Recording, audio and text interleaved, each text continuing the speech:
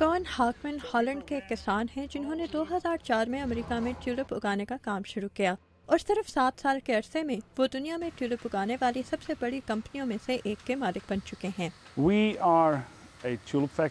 ہم ٹیولپ اگانے کی ایک فیکٹری ہیں۔ ہمارے پاس تقریباً 100 افراد ہیں۔ ہم صبح 7 بجے سے رات 3 بجے تک کام کرتے ہیں۔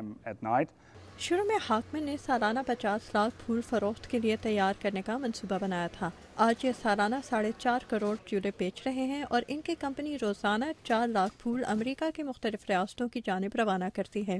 لیکن اس کاروبار کی صرف وسعت ہی قابل ذکر نہیں، اس کی ایک اور دلچسپ بات یہ ہے کہ یہاں تمام پھول مٹی کے بغیر اگائے جاتے ہیں۔ ہم پانی اور کھاد کے ایک محلول کے ذریعے پھول اگاتے ہیں۔ اس میں مٹی اور کیمیائی یا کیڑے مار ادویات استعمال نہیں ہوتی۔ اس پھول میں اس کی نشو و نما کے لیے اتنے اجزاء موجود ہوتے ہیں کہ یہ خود ہی اگ جاتا ہے۔ اسے بس تھوڑے سے پانی اور کھاد کی ضرورت ہوتی ہے۔ لیکن سالانہ 4.5 کروڑ ٹیولپ اگانا آسان نہیں، اس کے لیے ہنر اور ٹیکنالوجی دونوں کی ضرورت ہے۔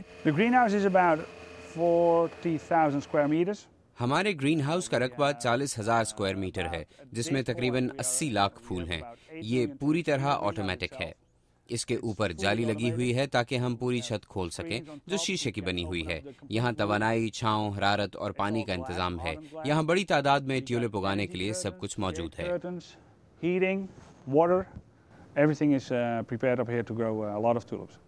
پورے گرین ہاؤس میں پھولوں کو پانی دینے کا نظام کام کرتا رہتا ہے، جبکہ کاریگر پھول لگانے، انہیں توڑنے اور پیک کرنے میں مصروف رہتے ہیں۔